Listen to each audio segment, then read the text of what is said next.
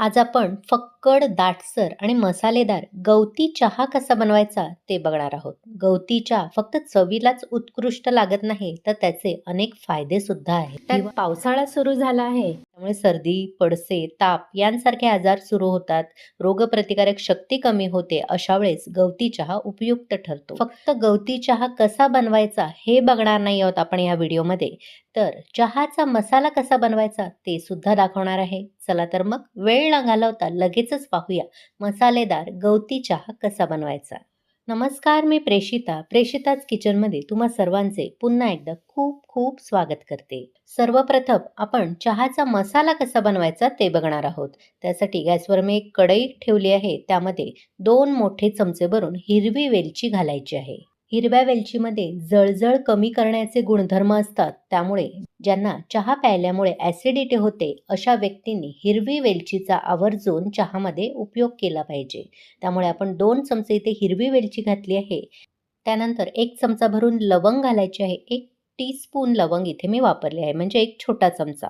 लवंगीमुळे सर्दी, खोकला आणि कफापासून आराम मिळतो. आता ह्यामध्ये 1 चमचा म्हणजे 1 टीस्पून एवढीच काळी मिरी घालायची आहे. काळी मिरीमुळे सर्दी खोकल्यापासून आराम मिळतो आणि रोगप्रतिकारक शक्ती वाढण्यास मदत होते. त्यानंतर ह्यामध्ये 3 ते 4 इंच दालचिनी घालायची आहे. दालचिनीमध्ये दाह विरोधी गुणधर्म असतात आणि साखरेची पातळी नियंत्रित ठेवण्याचं काम करतं. म्हणजे ज्यांना मधुमेह आहे अशा व्यक्तींनी जेव्हा चहा पिता तेव्हा दालचिनीचा वापर आवर्जून करायला हवा. आता यामध्ये सुंठ घालायची आहे. सुंठ एवढी घालायची की त्याची 3 ते 4 चमचे पावडर बनली पाहिजे. तुमच्याकडे सुंठेची पावडर असेल तर ती शेवटी घातली तरी देखील चालेल. मी इथे अख्ख्या सुंठेचा वापर केला आहे. सुंठेमुळे सर्दी, खोकला आणि तापावर आराम मिळतो.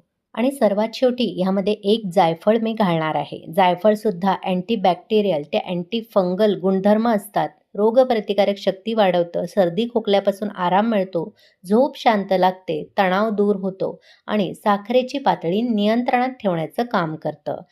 अख्खा जायफळ आहे त्यामुळे थोडासा मी खलबत्त्यामध्ये तो सुद्धा ठेचून घेतला आहे. आता गॅस चालू करायचा आणि मंद आचेवर फक्त 2 ते 3 मिनिटं आपल्याला हे गरम करून घ्यायचं आहे. फार करपवायचं नाही. फक्त हाताला थोडासा चटका लागेल एवढं आपल्याला गरम करून घ्यायचं आहे. हलका हलका त्यामधून सुगंध येईपर्यंत. 2-3 मिनिटं झाल्यानंतर असं चेक करायचं, हाताला हलकासा चटका लागतो आणि त्यातून सुगंध बाहेर पडायला सुरुवात झाली की लगेचच गॅस बंद करायचा आणि हे आपल्याला एका वेगळ्या ताटामध्ये काढून पूर्णपणे गार करून घ्यायचं आहे.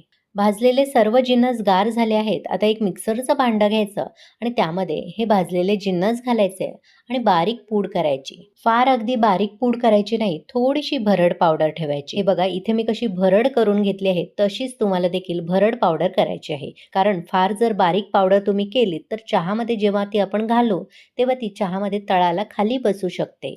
त्यामुळेच थोडंसं असं दरदरीत आपल्याला पावडर करायची आहे. आता इथे मी एक काचेची बरणी घेतली आहे. काचेची बरणी किंवा स्टीलचा हवाबंद डबा घेऊ शकता आणि ह्यामध्ये ही पावडर भरून ठेवायची. घट्ट झाकण असेल ह्याची मात्र खात्री करायची. एकदा ही पावडर तुम्ही बनवून ठेवली की आरामात 6 महिने अशीच्या अशी टिकते. सुगंध देखील कमी होत नाही. आता आपण गवती चहा कसा बनवायचा ते बघूया. त्यासाठी गॅसवर मी चहाचं पातेलं ठेवलं आहे आणि त्यामध्ये घरातली तुमचा जो कप असेल चहाचा, त्याने आपल्याला 1.25 कप एवढं पाणी घ्यायचं आहे. मी इथे जे कटिंगचे चहाचे ग्लास असतात त्याचा वापर केला आहे. 1.25 कप ह्यासाठी पाणी घ्यायचं कारण आज मी तुम्हाला बरोबर 2 कप चहा कसा बनवायचा हे दाखवणार आहे. आता गॅस चालू करून घ्यायचा आणि ह्या पाण्याला एक उकळी आणायची आहे. आपण काय करतो, पाण्यामध्ये चहा पावडर घालतो आणि नंतर ती उकळतो.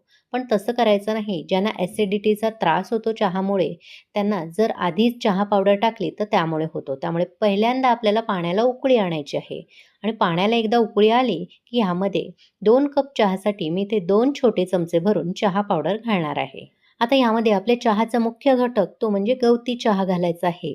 इथे मी चहाची पात असते ती मोठी एक घेतलेली आणि स्वच्छ धुवून सुरीने कापून ह्यामध्ये घातली आहे.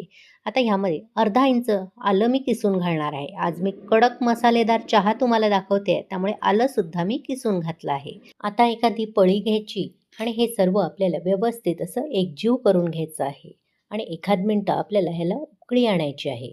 एकदा उकळी आली की व्यवस्थित एकजीव करून घ्यायचं. आता यामध्ये आलं, गवती चहा आणि चहा पावडरचा पूर्ण अर्क उतरला गेला आहे. आता यामध्ये आपल्याला चवीनुसार साखर घालायची आहे. एका कपाला 2 छोटे चमचे म्हणून 2 कपासाठी 4 छोटे चमचे म्हणजे टीस्पून एवढी मी साखर घालणार आहे. तुमच्या आवडीनुसार साखरेचं प्रमाण कमी अधिक करू शकता. आता साखर घातल्यानंतर पुन्हा एकदा आपल्याला हे व्यवस्थित असं एकजीव करून घ्यायचं आहे आणि आणखीन एक उकळी आणायची आहे. पूर्णपणे साखर विरघळली गेली, एक उकळी आली की ह्यामध्ये आपल्याला दूध घालायचं आहे. आज मी 2 कपाचा चहा सांगते आहे. त्यासाठी मी इथे 1 कप एवढं दूध वापरलं आहे. म्हणजे 1/2 कप आपण सुरुवातीला पाणी घातलेलं, त्यामधलं 0.5% पाणी, 1/2 कप पाणी पूर्णपणे त्याची वाफ होऊन जाते, ते आटलं जातं आणि त्यामुळे ह्यामध्ये आता मी 1 कप एवढं दूध घातलं आहे. दूध घातल्यानंतर मात्र आपल्याला व्यवस्थित असं पळीने एकजीव करून घ्यायचं आहे आणि 1-2 मिनिटं 1 ते 2 उकळ्या आणायच्या आहेत. दूध घातल्यानंतर लगेचच गॅस बंद केला तर चहा पानचट लागू शकतो. त्यामुळे आपल्याला व्यवस्थित दूधसुद्धा यामध्ये उकळवून घ्यायचं आहे, एकजीव करून घ्यायचं आहे. दुधाला अशी एक उकळी आली की व्यवस्थित आपल्याला एकजीव करून घ्यायचं आहे आणि गॅस बंद करून आपल्याला सर्वात शेवटी चहाचा आपण जो मसाला तयार केलेला आहे तो घालायचा आहे. सर्वात शेवटी मसाला घातल्यामुळे त्याची चव तशीच टिकून राहते आणि छान मसालेदार चहा आपला तयार होतो. 1 कपासाठी मी इथे पाव छोटा चमचा या हिशोबाने अर्धा चमचा म्हणजे अर्धा टीस्पून एवढा चहाचा मसाला घातला आहे. मसाला घातल्यानंतर सुद्धा व्यवस्थित आपल्याला एकजीव करून घ्यायचा आहे आणि पुन्हा एक उकळी आणायची आहे. म्हणजे मसालासुद्धा व्यवस्थित ह्यामध्ये एकजीव होईल आणि त्याचा अर्कसुद्धा यामध्ये उतरला जाईल. छान असा खळखळून चहा उकळला गेला, एक उकळी आली की लगेचच आपल्याला गॅस बंद करायचा आहे. इथे आपला कडक मसालेदार गवती चहा तयार आहे. आता जसं टी स्टॉलवर चहा गाळून घेतला जातो त्याच पद्धतीने एक मी इथे पातेलं घेतलं आहे आणि चहा सुरुवातीला गाळून घेणार आहे. बघू शकता चहाचं टेक्स्चर किती दाटसर चहा झाला आहे. आता हा चहा लगेचच मी सर्व्ह करून घेते. बघू शकता इथे बरोबर 2 कप एवढा आपला चहा तयार होतो. मी अचूक प्रमाण तुम्हाला सांगितलं आहे. तुम्ही सुद्धा मी सांगितलेल्या पद्धतीने चहा करून बघा आणि चहाचा मसालासुद्धा करून बघा. कसा झाला ते कमेंट करून मला नक्की कळवा. प्रेषिताज किचनला अजूनही सबस्क्राईब केलं नसेल तर सबस्क्राईब करा. सोबत असलेल्या नोटिफिकेशनचं ऑलचं बटन दाबा जेणेकरून माझ्या अशाच सर्व रेसिपी तुम्हाला लगेचच पाहता येतील. हा चहा मी तुम्हाला जवळून सुद्धा दाखवते. बघू शकता किती दाटसर तयार झाला आहे. अगदी कडक मसालेदार गवती चहा. तुम्ही जर चहाप्रेमी असाल आणि फक्त साधा चहा पीत असाल तर यापुढे असा गवती मसालेदार चहासुद्धा करून बघा. चला तर मग पुन्हा भेटू अशाच मस्त, स्वादिष्ट, भरपूर टिप्स, अचूक प्रमाण आणि एखाद्या नवीन रेसिपीसह. धन्यवाद.